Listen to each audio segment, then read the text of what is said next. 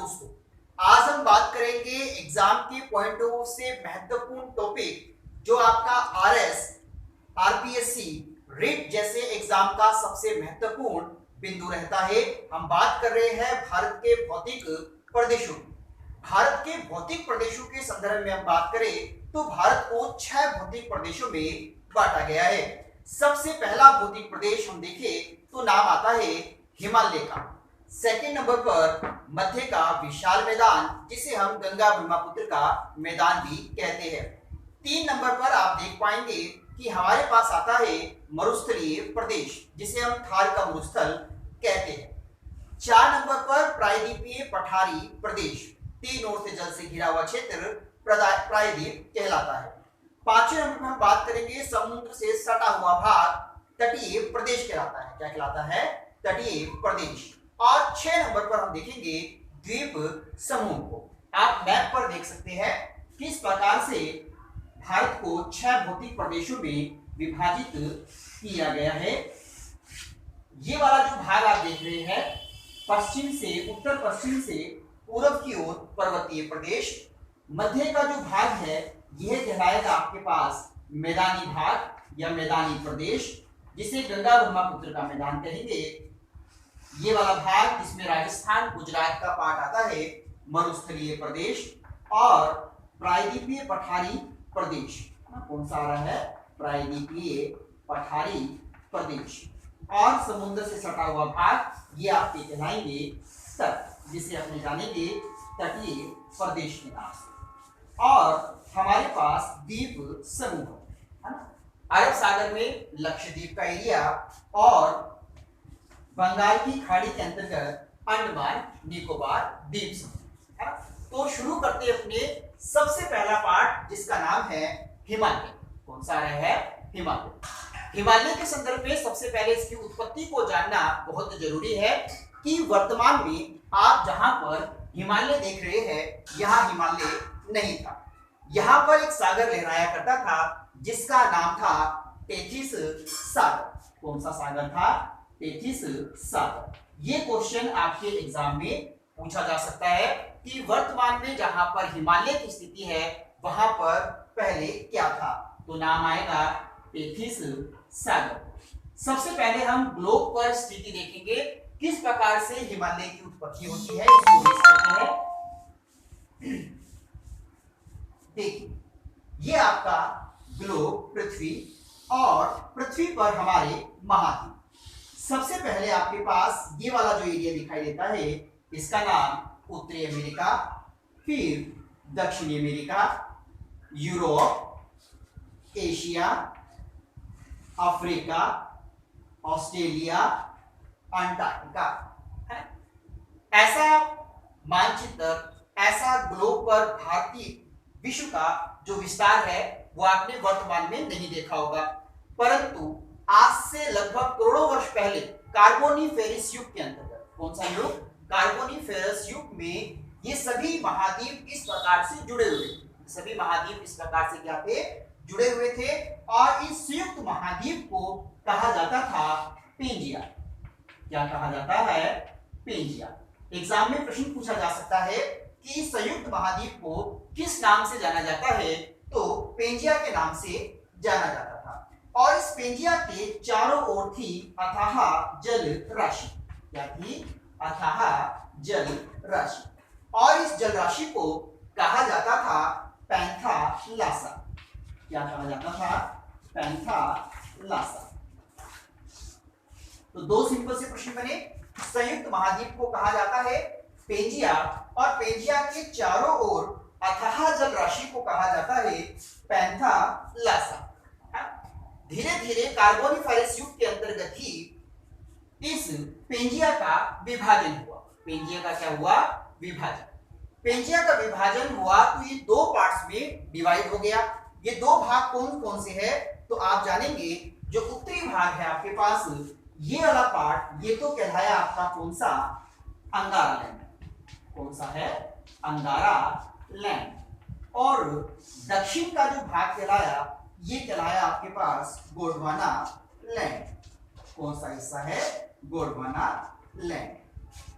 Pangaea का विभाजन दो भागों में उत्तरी भाग जो है वो कहलाया अंगारा लैंड। अंगारा लैंड में हमारे पास कौन कौन से महाद्वीप शामिल होंगे, तो आप याद रखेंगे उत्तरी अमेरिका, यूरोप का भाग और एशिया का उत्तरी भाग। कौन सा है? एशिया का उत्तरी भाग। जबकि गोंडवाना लैंड के अंतर्गत हम बात करें दक्षिण अमेरिका, अफ्रीका, एशिया का दक्षिणी पार्ट आपके पास, और कौन सा पार्ट? ये ऑस्ट्रेलिया, अंटार्कटिका, ये पार्ट तो आपके पास आएंगे। कौन से? तो आपको देखने हैं कि कौन कौन से पार्ट कहां पर आ गए हैं गोंडवाना क्षेत्र में, और कौन सा पार्ट आया है अंगारा लैंड क्षेत्र के अंतर्गत। अब यहाँ पर जो बीच वाला पार्ट है आपके पास, है ना, यहाँ पर आपके पास आ गया जल, है ना, और इस जल वाले भाग को कहा गया टेथिस सागर। क्या कह दिया? टेथिस सागर।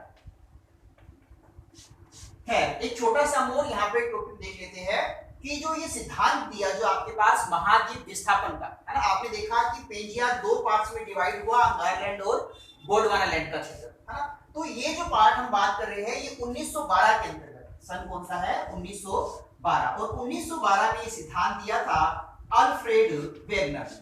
किसने दिया था? Alfred Wegener. कि महाद्वीपों का क्या हुआ? विस्थापन हुआ। और एक आप कुछ ये क्वेश्चन भी याद रखेंगे कि पेंजिया को जो नाम दिया वेगनर ने, इसे सियाल कहा। क्या कहा है? सियाल से बना हुआ भाग क्या था? पेंजिया था। जो पैंथालास था, जो सागरीय क्षेत्र था, इसे जो हम बात करें तो इसको नाम दिया गया था सीमा। क्या नाम दिया गया था? सीमा। यानी कि जो सीमा पर सियाल क्या कर रहा है? तैर रहा है। सीमा पर सियाल क्या कर रहा है? तैर रहा है। तो ये अभी हम को सियाल कहा गया। तो टेथिस सागर का जो दक्षिणी भाग है कौन सा? पैंथालास का हिस्सा। तो पैंथालास को क्या कहा? सीमा कहा गया। खैर, जब आपने देखा कि पेंजिया को दो भागों में विभाजित हुआ, अंगारा लैंड और गोंडवाना लैंड, तो ये वाला जो पार्ट है ये कौन सा है आपके पास? टेथिस सागर। क्या है? टेथिस सागर। ये भूसनती थी। क्या थी?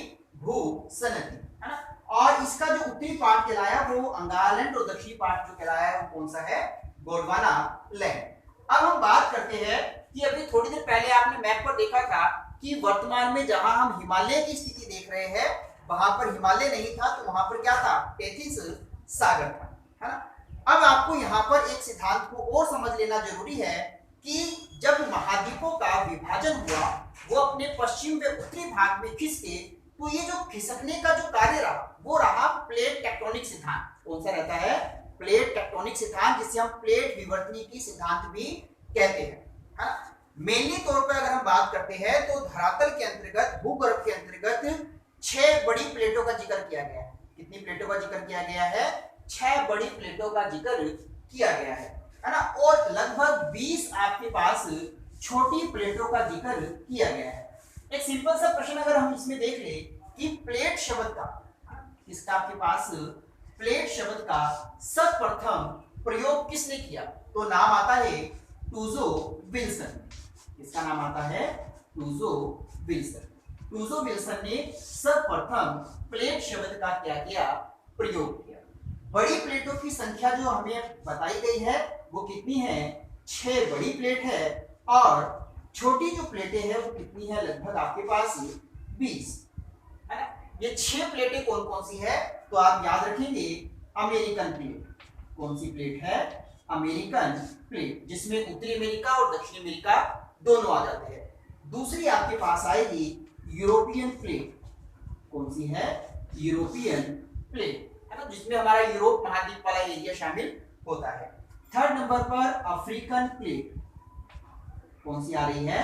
African plate. फोर्थ नंबर पर बात करेंगे Indo Australian plate. Indo Australian plate, जिसमें आपके पास इंडिया का पार्ट, है ना, और हिंद महासागर का क्षेत्र और ऑस्ट्रेलिया का भाग क्या है इसमें शामिल है, तो इसे नाम दिया इंडो ऑस्ट्रेलियन प्लेट। फिर बात करेंगे हम अंटार्कटिक प्लेट। कौन सी आ रही है?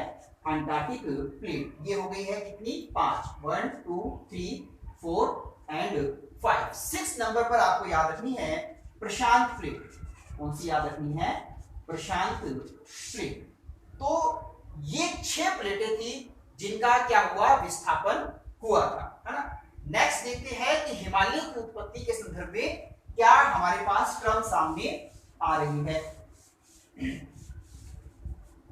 अभी हमने देखा था कि पेंजिया के कितने पार्ट्स हो गए थे, 2 पार्ट्स। कितने पार्ट्स हुए थे, 2 पार्ट्स, अंगारा लैंड और गोंडवाना लैंड।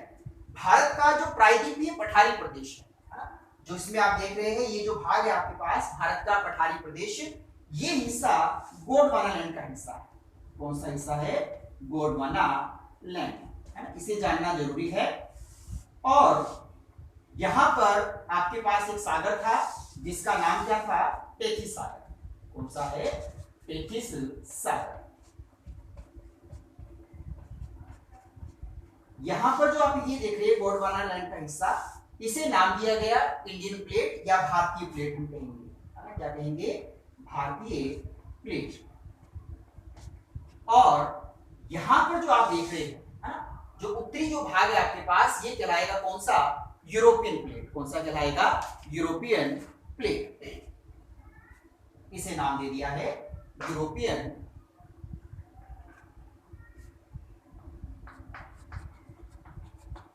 प्लेट। और इधर ग्लोब पर भी आपने देखा कि ये आपके पास कौन सा, टेथिस सागर, उत्तरी भाग अंगारा लैंड, तो दक्षिणी भाग कौन सा, गोंडवाना लैंड, है ना। तो ये वाला जो पार्ट है आपके पास उत्तरी भाग, ये तो कहलाया कौन सा, अंगारा लैंड, और दक्षिणी भाग है वो कौन सा है, गोंडवाना लैंड।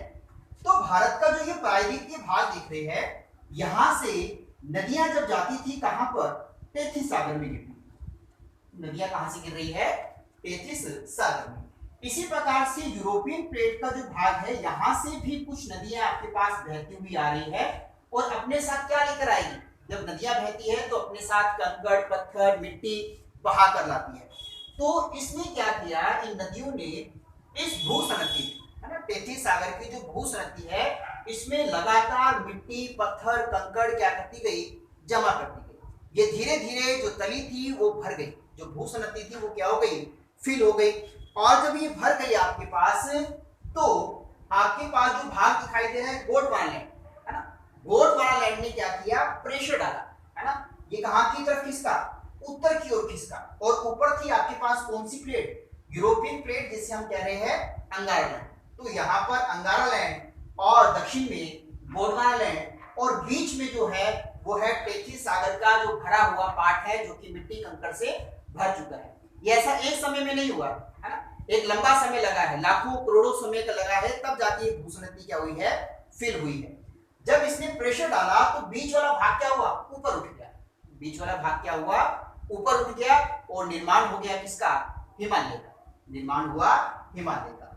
ये जो सिद्धांत दिया है वो आपको याद रखना है, वो दिया है कोबर्न ने।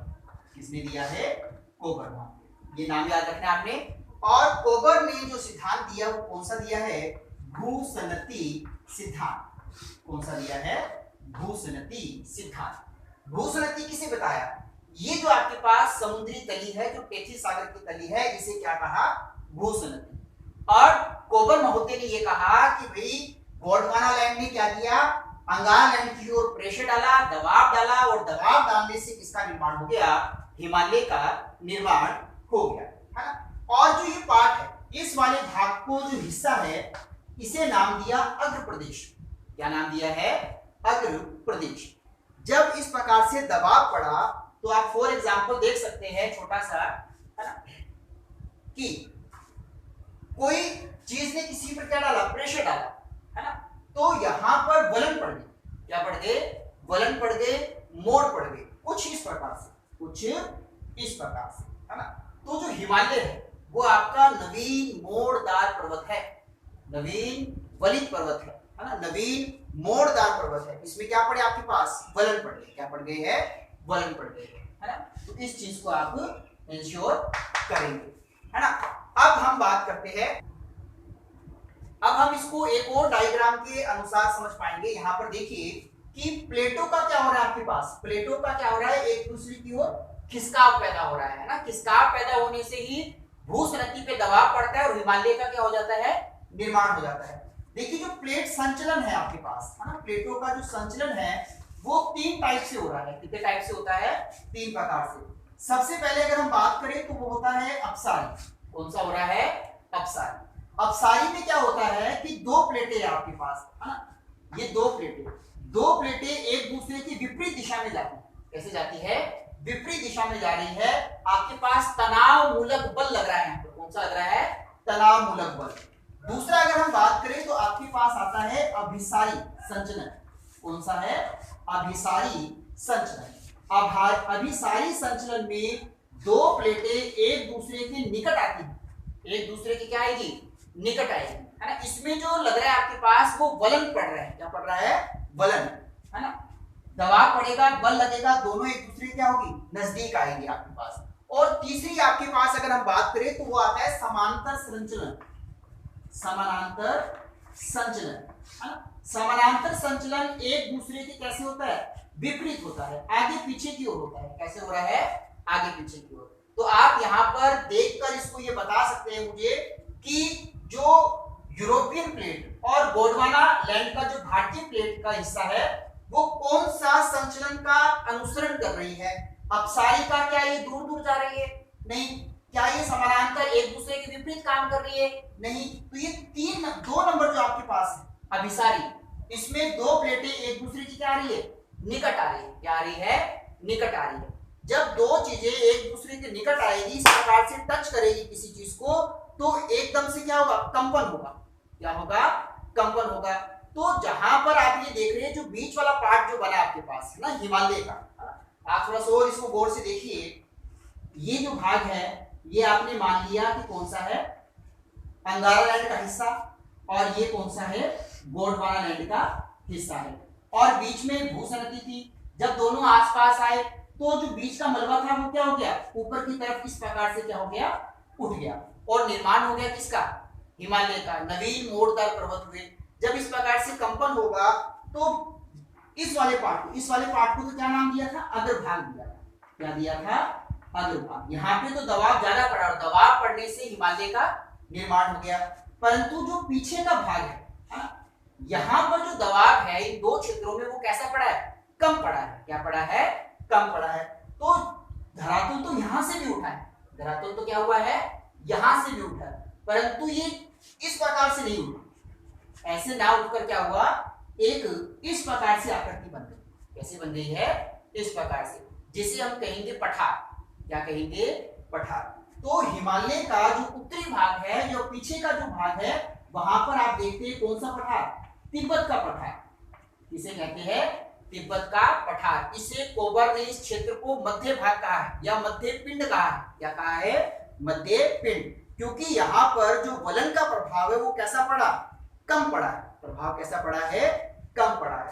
तो हिमालय के जो पश्चिमी भाग के अंतर्गत या पीछे वाला जो एरिया है वो कौन सा कहलाया?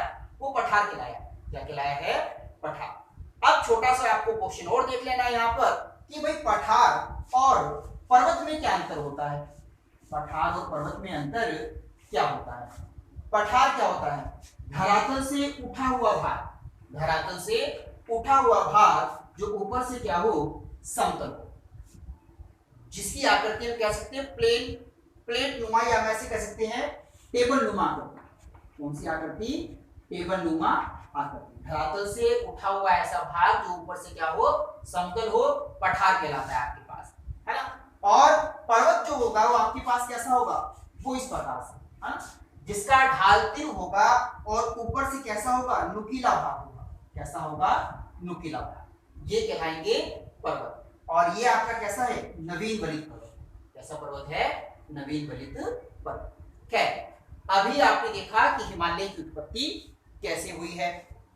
3 प्रश्न यहाँ पर इंपॉर्टेंट याद रखने हैं। पहला प्रश्न, वर्तमान में जहां हिमालय है वहां पर किसकी स्थिति थी? तो नाम याद रखना है टेथिस सागर। टेथिस सागर को कोबर ने क्या कहा? तो वो भूसनती का एरिया है, और इस भूसनती के अंतर्गत लगातार मलबा क्या होता गया? जमा होता गया। और कौन सी 2 प्लेटें आपस में टकराई? तो नाम याद रखना है टेथिस सागर के उत्तर में अंगारा लैंड और दक्षिण में गोंडवाना लैंड। जब इसका प्रेशर पड़ता है किसके ऊपर? टेथिस भूसनती पर, तो निर्माण हो जाता है किसका? हिमालय का। और कैसा हिमालय? नवीन वलित मोड़दार पर्वत। याद रह जाएगा? बिल्कुल, आप इस प्रकार से इसको क्या रखेंगे? याद रखेंगे। अब जरा हम देखते हैं हिमालय की स्थिति को।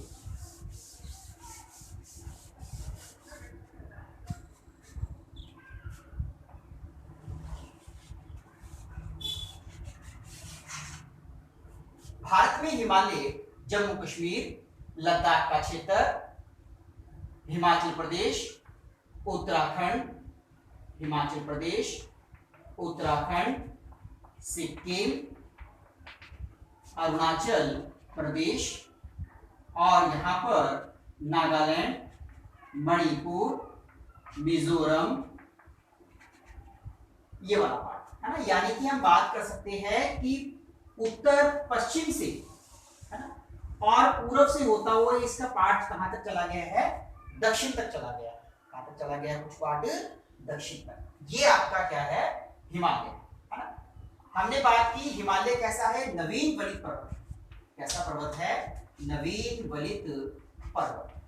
आपको याद रखना है, ये नवीन वलित पर्वत का उदाहरण है फर्स्ट नंबर पर।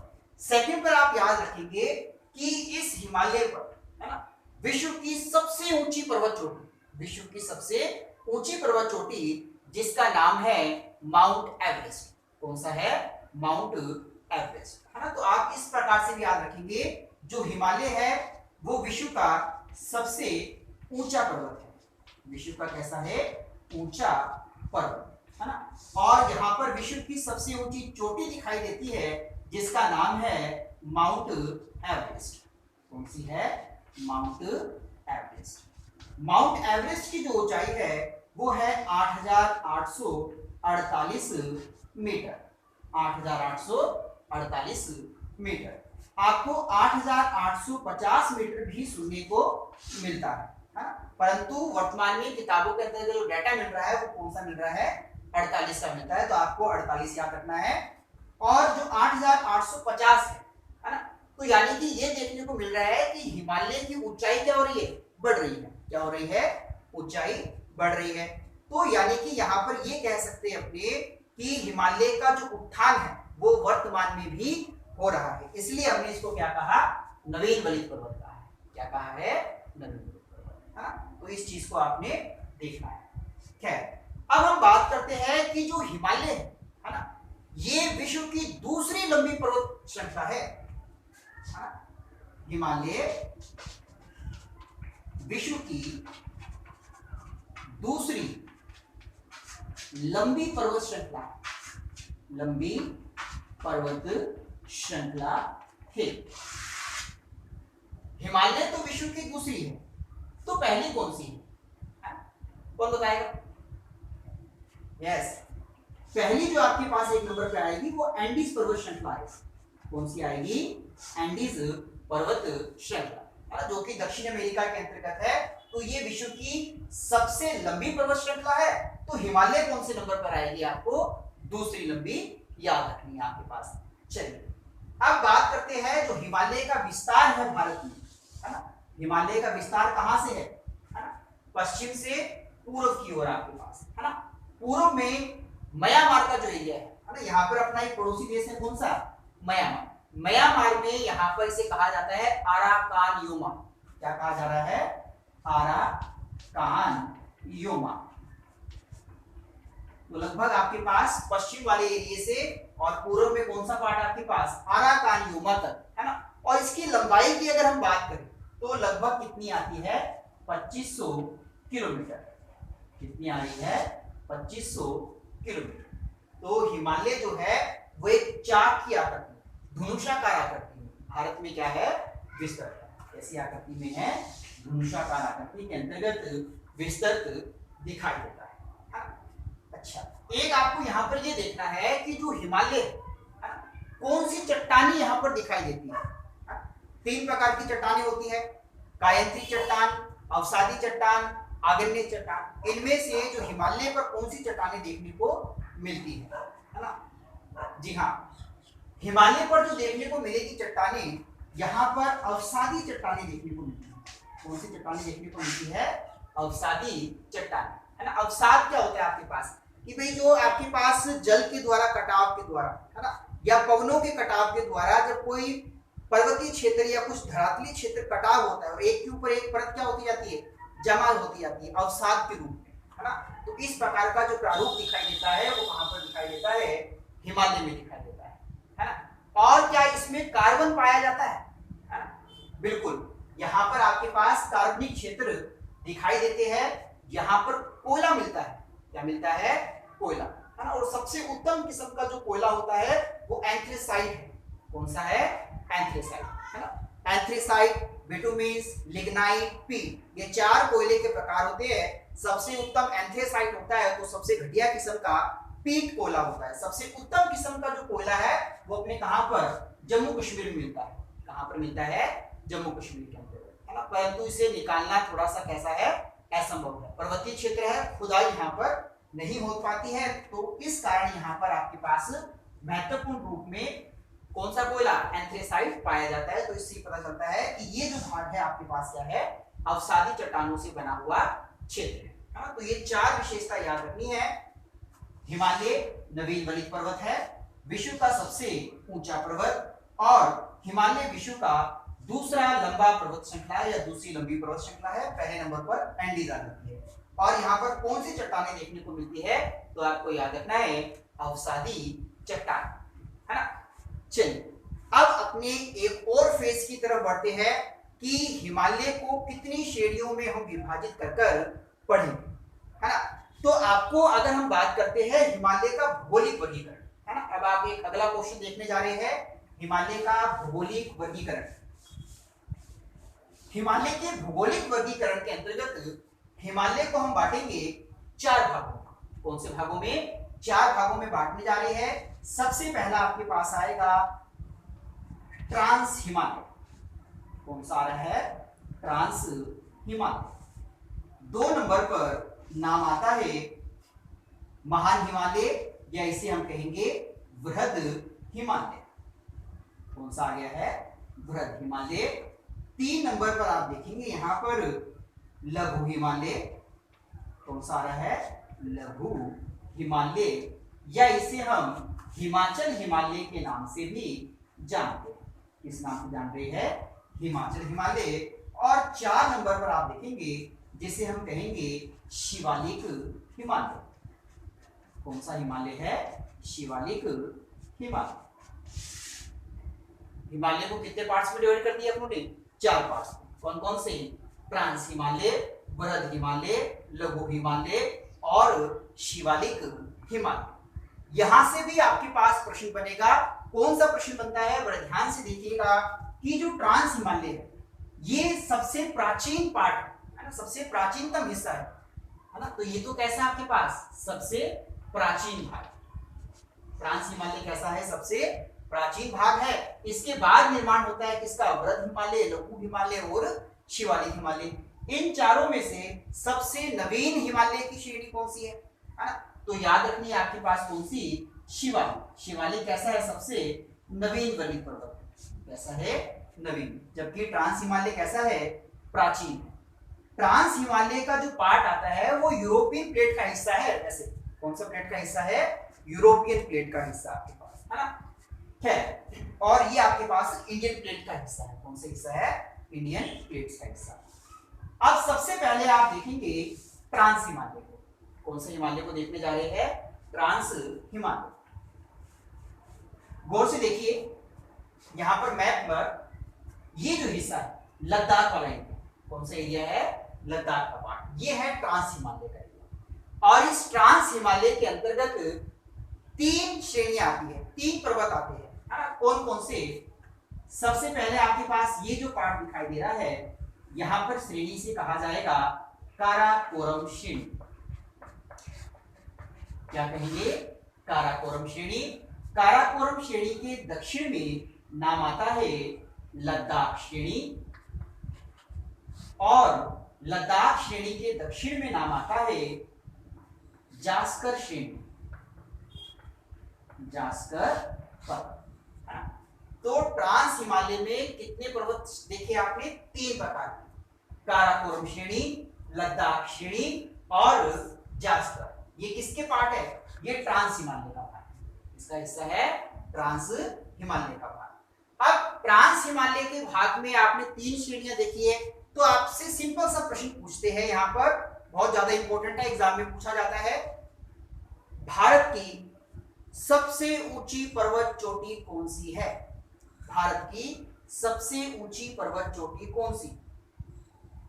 ऑप्शन दे देते हैं आपको। 1 number Mount Everest, B number Kanchenjunga, C number K2, D number उपयुक्त सभी। किसको माने? कंचनजंगा नहीं, कंचनजंगा हम यहां पे नहीं रखेंगे, नाम आएगा आपके पास कौन सा? K2। इसकी बात आ रही है K2। इस K2 को गॉडविन ऑस्टिन भी कहा जाता है। क्या कहा जाता है? Godwin Austen. क्या कहा जा रहा है? Godwin Austen. वहां पे नहीं दिखेगा तो आप यहाँ पे नाम दे सकते हैं कि K2 को क्या कहा जाता है? गॉडविन ऑस्टिन के नाम से भी जाना जाता है। K2 को गॉडविन ऑस्टिन के नाम से भी जाना जाता है। कौन सी पर्वत श्रेणी पे स्थित है? तो आपको याद रखना है कि ये काराकोरम पर्वत श्रेणी पे है। आरपीएससी एग्जाम में क्वेश्चन पूछा जा चुका है, ये वाला आपके पास है ना, कि भारत की सर्वोच्च पर्वत चोटी जो है वो कौन सी है? K2 है। और ये प्रश्न भी पूछा जा चुका है कि जो K2 गॉडविन ऑस्टिन है वो कौन सी पर्वत श्रेणी पर है ना। यहाँ पे 4 ऑप्शन दे दिए आपको। पहला दिया आपके पास काराकोरम श्रेणी, लद्दाख श्रेणी, जास्कर श्रेणी और वृद्ध हिमालय, है ना। तो आंसर क्या हो जाएगा? आंसर होगा आपके पास काराकोरम श्रेणी। तो काराकोरम श्रेणी पर क्या है? K2 है ना। ये लगभग आपको वर्तमान में देखें तो ये पीओके के एरिया में आता है। कौन से एरिया में आता है? पीओके, पाक अधिकृत क्षेत्र में आता है ना। पर ये भारत का हिस्सा है, हम इसे भारत का हिस्सा मानते हैं, तो भारत की सर्वोच्च क्या रहेगी? चोटी रहेगी। अब कई बच्चों को ये क्वेश्चन थोड़ा सा अजीब लग सकता है कि सर हमने तो इसका जो नाम बताना है वो कौन सा बताना है? कंचनजंगा बताना है। कौन सा बताना है? कंचनजंगा। वहां पर जो क्वेश्चन बनेगा वो कुछ ऐसे बनेगा, बड़े ध्यान से सुनिएगा। वहां पर प्रश्न बनेगा कि भारत में वृद्ध हिमालय पर सबसे ऊंची पर्वत चोटी कौन सी है? वृद्ध हिमालय पर सबसे ऊंची पर्वत चोटी कौन सी है? जैसे ही वृद्ध हिमालय पूछेगा, ये पार्ट कौन सा है? वृद्ध हिमालय का है। कौन सा है? वृद्ध हिमालय का। तो यहां पर आपके पास आ जाएगी कौन सी? कंचनजंगा। कौन सी आ जाएगी? कंचनजंगा, है ना। वहां पे तो डायरेक्ट पूछा था प्रश्न कि भाई भारत की सर्वोच्च पर्वत चोटी कौन सी है, तो नाम आ गया था K2 या गॉडविन ऑस्टिन। किसके ऊपर स्थित है? काराकोरम पर। यहाँ पर प्रश्न कुछ ऐसा बना है कि वृद्ध हिमालय की सबसे ऊंची पर्वत चोटी कौन सी है, तो वृद्ध हिमालय कौन सी आएगी? माउंट वृद्ध हिमालय की आपके पास सबसे चोटी आएगी कंचनजंगा। कौन सी आएगी? कंचनजंगा, है ना। जब हम इस पे डिस्कस करेंगे तो वहां पर गौर से हम देखेंगे। 3 प्रश्न देखिए आप चोटियों के संदर्भ में। विश्व की सबसे ऊंची पर्वत चोटी माउंट एवरेस्ट, है ना। भारत की सर्वोच्च चोटी K2 या गॉडविन ऑस्टिन। भारत में वृद्ध हिमालय की सबसे ऊंची चोटी, तो नाम याद रखना है कंचनजंगा। ये 3 याद रह जाएंगे, याद रखिएगा इसको। हमारी बात चल रही थी ट्रांस हिमालय को लेकर। ट्रांस हिमालय में कितनी श्रेणियां? काराकोरम, लद्दाख और जास्कर श्रेणी। ये तो देखिए काराकोरम पर। लद्दाख जो है आपके पास, है ना, यहाँ पर ग्लेशियर दिखाई देते हैं। क्या दिखाई देते हैं? ग्लेशियर, है ना। और यहाँ पर जो बड़ा ग्लेशियर आपके पास दिखाई देगा वो सियाचिन ग्लेशियर। कौन सा है? सियाचिन, बाल्टोरो, है ना। कौन कौन से है? सियाचिन और बाल्टोरो। ये जो ग्लेशियर है वो कौन सी श्रेणी पर है? लद्दाख श्रेणी पर। और इसके बाद कौन सी आ रही है? जास्कर श्रेणी। कौन सी आती है? जास्कर श्रेणी। अच्छा, अपने तिब्बत वाले एरिया से आपके पास यहां से नदी निकलती है ना, जिसका नाम क्या है? सिंधु नदी। कौन सी नदी है? सिंधु नदी। तो ट्रांस हिमालय के लद्दाख और जास्कर पर्वत श्रेणियों के मध्य से एक नदी का जो प्रवाह होता है वो कौन सी है? सिंधु नदी। कौन सी नदी है? सिंधु नदी। तो सिंधु नदी किन 2 श्रेणियों के मध्य से निकल रही है? लद्दाख और जास्कर श्रेणी, है ना। जब हम कभी नदियों का पाठ पढ़ेंगे, वहां की उत्पत्ति देखेंगे, तो उस संदर्भ में हम इसकी क्या करेंगे? चर्चा करेंगे। तो आज की क्लास में अपने किसको देखा है कि हिमालय की उत्पत्ति कैसे होती है और हिमालय को कितने भागों में हमने विभाजित किया है। तो 4 पार्ट्स में ट्रांस हिमालय, वृद्ध हिमालय, लघु हिमालय और शिवालिक हिमालय। अभी तक हमने ट्रांस हिमालय की चर्चा कर चुके हैं। नेक्स्ट क्लास में हम बात करेंगे वृहद हिमालय, लघु हिमालय और शिवालिक हिमालय। धन्यवाद।